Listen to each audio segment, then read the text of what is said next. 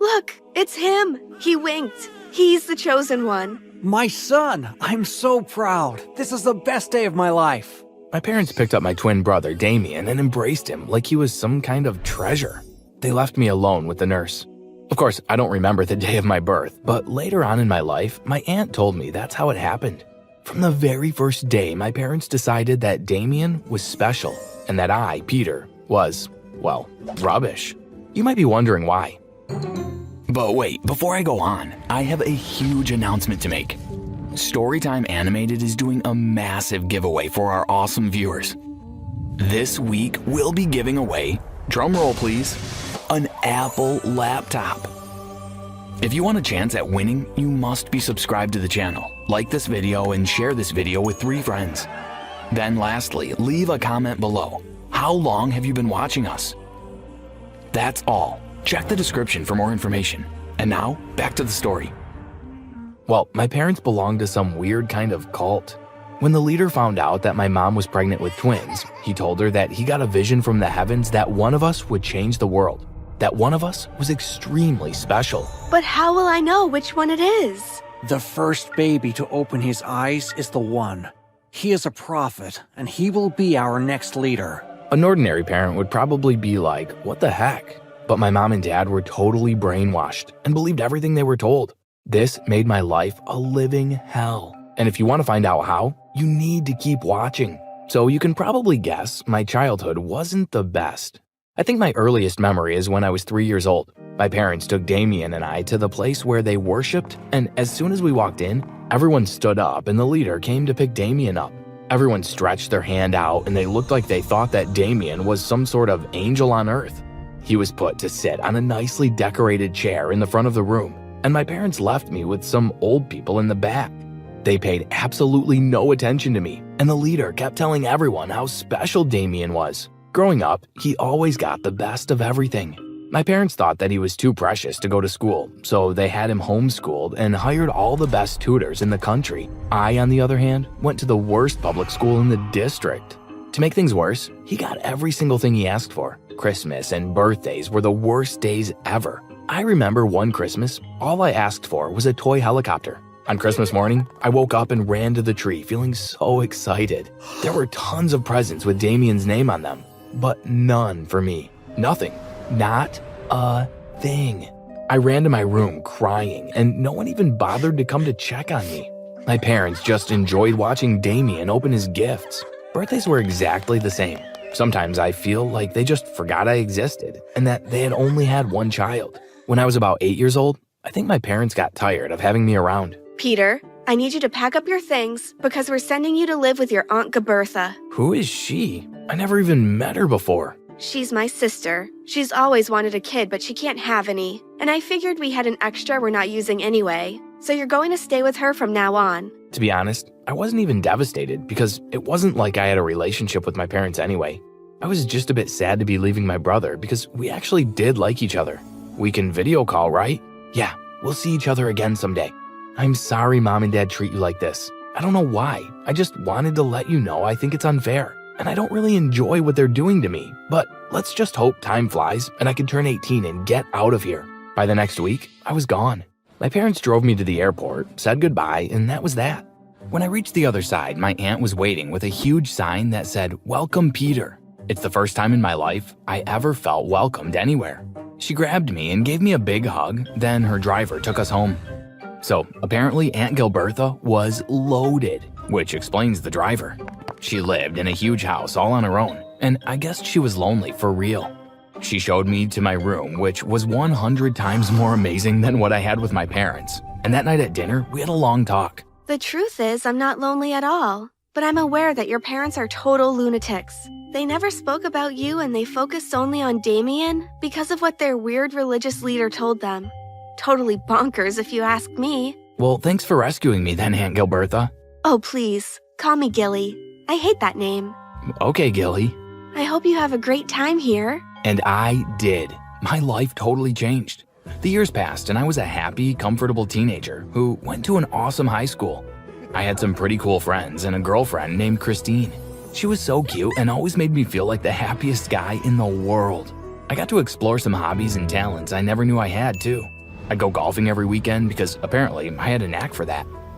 I'd FaceTime Damien sometimes, and one day he told me that they had moved to New Zealand because the cult was expanding and the leader asked them to join him there. Later, they posted so many amazing pictures, and I felt a bit jealous when I browsed through my mom's Facebook pictures. She had captions like, "A day near the sea with the best sun in the world.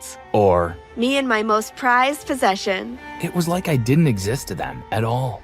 To take my mind off it all, I'd focus on my golfing and, of course, Christine. One of our favorite things to do together was to go hiking in the mountains. I remember this one day like it was yesterday.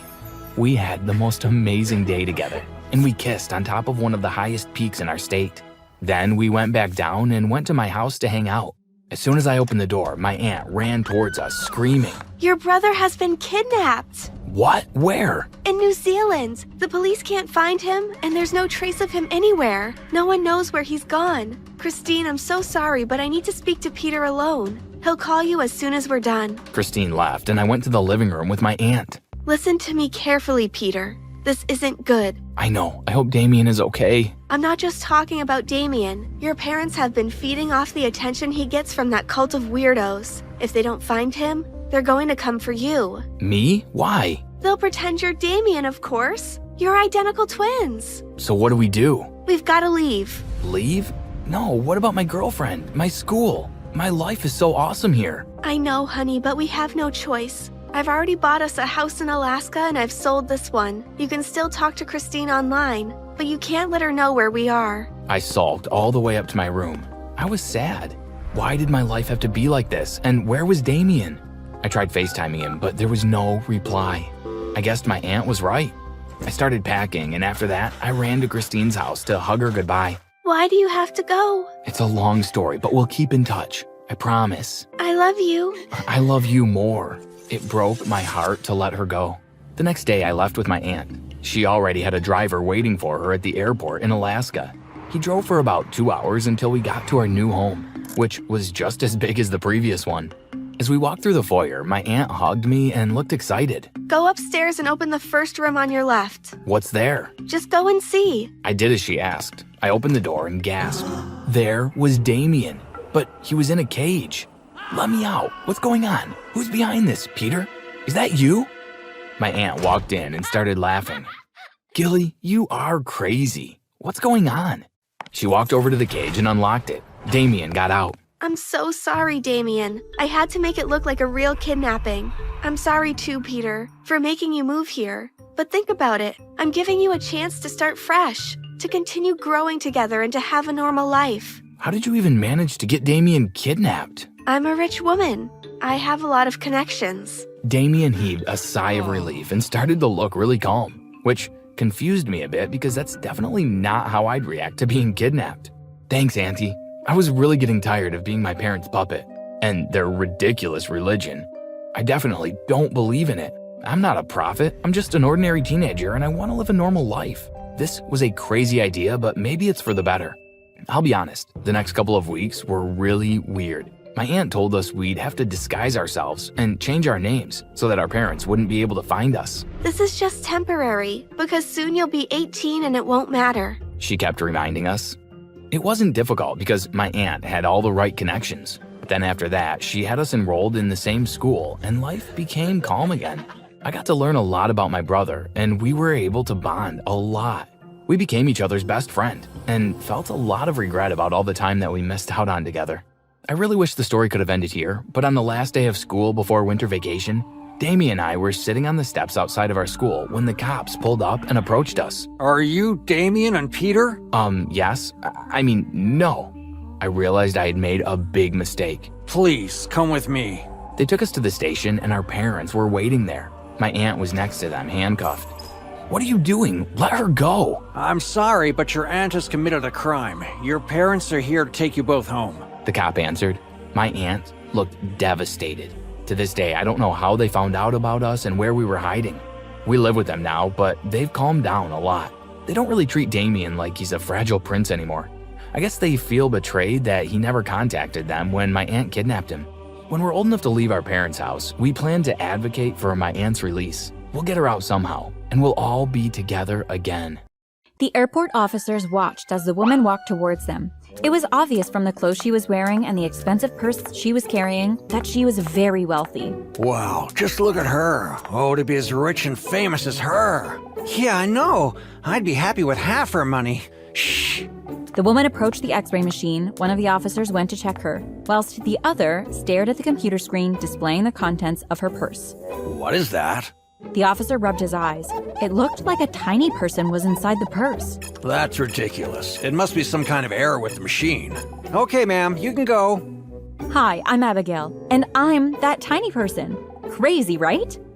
If you think that's crazy, then you will lose your mind when you see what happens at the end of the story. Let me take you back to the beginning, where it all started. It was a Saturday afternoon in the middle of summer.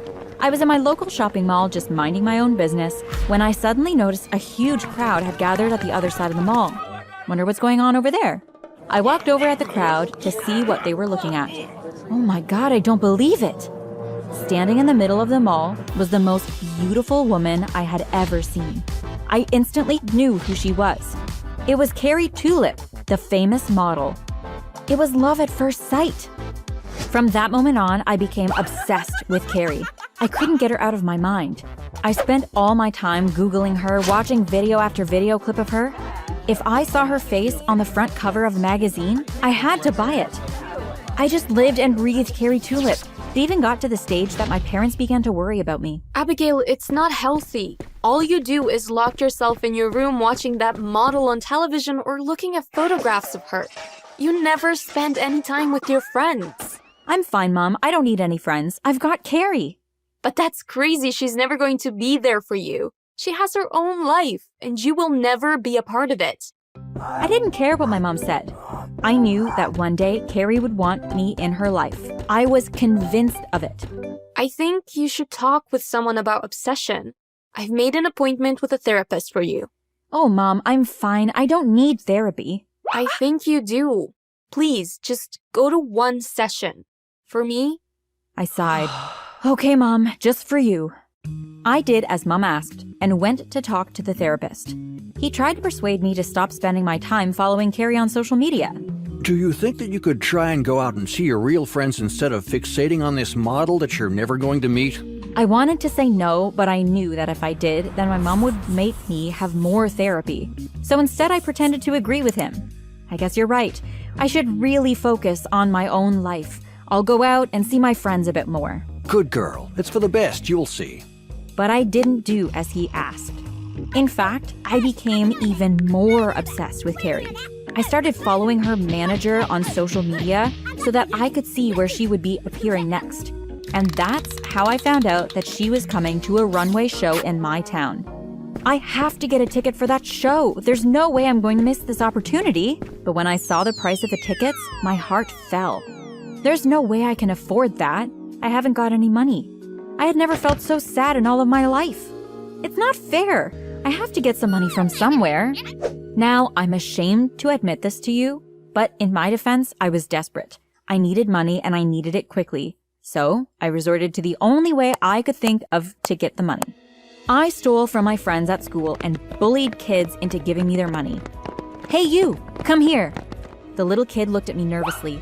I mean it, come here, now. Yes? Give me all of your money. His eyes filled with tears as he handed his money over to me. Get on, get out of my sight. I watched as he ran off, tears rolling down his cheeks. I did feel a bit guilty. I knew it was wrong, but it was worth it. I bought the tickets, and on the morning of the show, I told my parents I was going to meet my friend Tracy in town. I knew that if I told them I was going to the runway show, they would try to stop me. Have fun, darling. Say hello to Tracy. I will do. I don't know how long I'll be, so don't worry about me. When I got to the show, I took my seat and waited for Carrie to come out onto the runway. The minute she stepped onto the stage, the whole room gasped out loud. Oh, wow. She is truly stunning. Beautiful. She's like an angel. I watched as she walked towards me, then turned on her heels and sashayed off in the opposite direction. As Carrie walked off the stage, I knew that I had to try to see her again. I jumped up and ran to the back of the stage. I've got to find a way to speak to her. Suddenly, the backstage door opened. I grabbed the chance and snuck through it. There were lots of people all running around, carrying dresses for models to change into and shouting to everyone to hurry up. Then I saw her. She was standing by herself on the other side of the room. I walked up behind her. "Hi, Carrie." She turned around and her face fell in shock. I had obviously startled her. I was about to say that I just wanted to be her friend, but before I had the chance, she lifted what looked like a water gun and shot a beam of light straight at me. I was shocked. Suddenly, the world around me started growing, or I started shrinking. I was tiny. What's happening to me? I was about to start freaking out, but then I noticed Carrie's purse. I didn't hesitate for a second. I ran as fast as I could and jumped inside the purse. My heart was racing. I don't believe it. I'm actually inside Carrie's purse. I was so happy to be close to her. I didn't even care that I was only 3 inches tall. The next few weeks were the best weeks of my life. I loved going everywhere with Carrie. Listening to her voice every day made me fall more and more in love. Sometimes I did wonder why I was suddenly so tiny and why Carrie's weird invention had that ability, but I was more enamored by Carrie than concerned. Whenever any doubts crept into my mind, I pushed them away. It doesn't matter how I got this size, it's just lucky that I get to spend all of my time with Carrie. No one had any idea I was there. I did almost get caught one time. Carrie was going through an x-ray machine at the airport when one of the officers seemed to notice me in the bag. I held my breath and stayed as still as I could. Eventually, he let her pass through. Phew, that was close. I thought that I would never get caught, but then one day, my perfect life came crashing down. I was inside the purse, sleeping, when I suddenly felt a hand reaching around my body and pulling me out of the purse. It was Carrie! She had been trying to find her lipstick or something and had mistakenly picked me up. For a split second, we both just stared at each other, lost for words. But then Carrie screamed. Ah! She put me down on the table and placed a glass